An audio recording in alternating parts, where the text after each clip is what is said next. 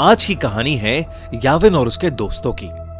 याविन और उसके दोस्त दिल्ली के बढ़ते पोल्यूशन से परेशान हो गए थे और कुछ समय के लिए दिल्ली से बाहर जाना चाहते थे। उन सभी ने मिलकर हिमाचल जाने का प्लान बनाया।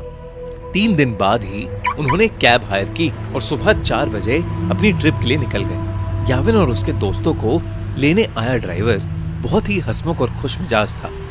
कुछ ही समय में उस ड्राइवर की दोस्ती सभी से हो गई थी। उन लोगों को घर से निकले हुए करीब 4 घंटे हो चुके थे। सुबह के 8 बज रहे थे। आसमान में अब भी अंधेरा छाया हुआ था। तभी गाड़ी में बैठे सभी लोगों को सामने रोड पर एक घने कोहरे की चादर दिखी। वो कोहरा इतना गहरा था कि उसके आगे रोड दिखाई ही नहीं दे रही थी। याविन ने नोटिस किया कि उनका ड्राइवर जो पहले बहुत मुस्कुरा रहा था, अब अचानक से बहुत सीरियस हो गया है। उसके चेहरे का मानो रंग ही उड़ गया है। याविन को लगा कि शायद ड्राइवर कोहरे में गाड़ी चलाने से घबरा रहा था। याविन ने ड्राइवर के कंधे पर हाथ रखा और उससे कहा, भैया टेंशन मत लो, धीमी स्पीड पर गाड़ी कोहरे से निकाल लेना। तभी उस ड्राइवर ने याविन को देखा और सहमी हुई आवाज में कहा, मेरी आपसे विनती है, कोहरे से निकलते वक्त प्लीज गाड़ी की खिड़की बंद ही रखना, भूल कर भी मत खोलना। ड्राइवर इतना डरा हुआ था कि याविन और उसके दोस्तों की हंसी छूट गई। इस पर उस ड्राइवर ने बताया कि वो जिस इलाके में है वहां कभी कोहरा नहीं आता और जब कभी ऐसा कोहरा आता है तो वो अपने साथ एक छलावा, एक झूठ, एक माया लेकर आता है। याविन और उसके दोस्तों को ड्राइवर की बात पर विश्वास नहीं हुआ। उन्होंने उसकी बात को अंधविश्वास बोलकर नकार दिया और देखते ही देखते उनकी गाड़ी कोहरे के अंदर चली गई। कोहरे की चादर उनकी उम्मीद से काफी बड़ी थी। ड्राइवर धीरे धीरे गाड़ी आगे चला तो रहा था, पर किसी को आगे का कुछ भी नहीं दिख रहा था। अचानक ही गाड़ी में बैठी रिया को अजीब सी बेचैनी होने लगी। उसे बिल्कुल सांस ही नहीं आ रही थी। वो ड्राइवर की बात को भूल गई और उसने गाड़ी का शीशा खोल दिया और अपनी गर्दन गाड़ी के शीशे से थोड़ी बाहर निकाल ली। खिड़की खोलते ही रिया को वापस सांस आई, लेकिन वो कोहरा अब गाड़ी के अंदर आ चुका था। कुछ ही सेकंड्स बाद जैसे ही रिया ने गाड़ी के अंदर देखा तो उसके होश ही उड़ गए। गाड़ी रोड पर चल रही थी, पर उस गाड़ी के अंदर रिया के अलावा और कोई नहीं था। रिया की सांस वही अटक गई। याविन, रवि और ड्राइवर तीनों ही गाड़ी से गायब थे। गाड़ी अपने आप आगे चल रही थी। रिया ने गाड़ी से कूदने के लिए गाड़ी का दरवाजा खोलने की कोशिश की, पर गाड़ी लॉक थी और जोर लगाने पर भी उसका लॉक नहीं खुल रहा था। वो जोर जोर से गाड़ी के अंदर चिल्लाने लगी।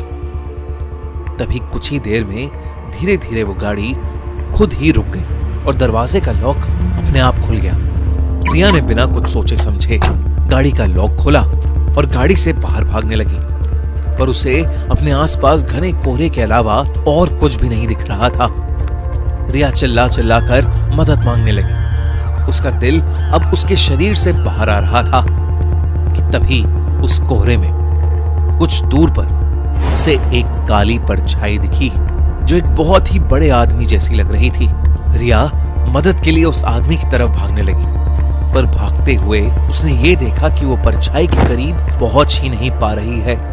वो परछाई हमेशा उतनी ही दूर होती जितनी पहले थी। इससे पहले रिया कुछ भी समझ पाती, उसे महसूस हुआ कि जैसे उसके पीछे कोई खड़ा हुआ है। रिया अब इतनी डर चुकी थी कि उसके अंदर पीछे मुड़ने की भी हिम्मत नहीं थी, पर हिम्मत करके जब रिया ने पीछे देखा, उसकी रूह कांप गई। रिया के पीछे एक 12 फीट लंबा काला साया था। लंबे काले साये को देखकर रिया बुरी तरह कांपने लगी। तभी अचानक रिया को पीछे से एक बहुत जोर का धक्का लगा और वो नीचे गिर पड़ी। याविन, रवि, वो ड्राइवर और रिया अब भी गाड़ी में थे। रिया ने जैसी वो खिड़की खोली थी, वो बेहोश हो गई थी। उस ड्राइवर ने उसके बेहोश होते ही रवि को जल्दी से वो खिड़की बंद करने को कहा। याविन और रवि रिया की हालत देखकर उसे जगाने की कोशिश कर रहे थे और ड्राइवर बस बार बार एक ही चीज बोले जा रहा था, गाड़ी की खिड़की नहीं खोलनी चाहिए थी, नहीं खोलनी चाहिए थी गाड़ी की खिड़की। याविन को अब ड्राइवर पर गुस्सा आने लगा था। उसे लग रहा था कि वो ड्राइवर एक मेडिकल इमरजेंसी पर वहम की पट्टी चढ़ा रहा है। याविन बस वहां से निकलकर रिया को हॉस्पिटल ले जाना चाहता था। याविन ने ड्राइवर को गाड़ी तेज चलाने के लिए कहा। ड्राइवर ने याविन की बात मानी और गाड़ी के एक्सीलरेटर पर अपना पैर दबा दिया। लेकिन कुछ ही सेकंड्स में अचानक से गाड़ी के सामने एक लड़की आ गई और इतनी तेज स्पीड होने की वजह से गाड़ी उस लड़की से टकरा गई। उस लड़की के टकराने के बाद ड्राइवर ने गाड़ी वहीं रोक दी। अब याविन और रवि की सांसें वहीं अटक गई थीं। याविन तुरंत गाड़ी से उतरकर उस लड़की को देखने गया। उसने देखा कि एक लड़की खून से लथपथ रोड पर उल्टी पड़ी हुई थी। याविन ने जैसे ही उसकी शक्ल देखने के लिए उसे पलटा, उसका दिल दहल गया। वो खून से लथपथ पड़ी लड़की कोई और नहीं बल्कि याविन की दोस्त रिया थी। याविन को कुछ समझ नहीं आ रहा था क्योंकि रिया तो उसके साथ गाड़ी में थी। याविन दोबारा गाड़ी की ओर गया और उसने देखा कि पूरी गाड़ी बिल्कुल खाली थी। गाड़ी के अंदर और कोई भी नहीं बैठा था। याविन को कुछ समझ नहीं आ रहा था। वो बहुत ज्यादा डर चुका था। याविन ने रिया की बॉडी को उठाकर गाड़ी में रखा और खुद ड्राइवर सीट पर बैठकर गाड़ी को चलाने लगा। याविन उस घने कोहरे में बस तेजी से गाड़ी चला रहा था। तभी उस चलती हुई गाड़ी के सामने वही 12 फुट लंबा काला साया आ गया और याविन का गाड़ी की स्टीयरिंग पर से कंट्रोल बिगड़ गया और वो गाड़ी रोड के एक साइड के एक पेड़ से जाकर टकरा गई। अगली सुबह उनकी गाड़ी एक पेड़ से टकराई हुई मिली जिसमें ड्राइवर, याविन, रवि और रिया थे।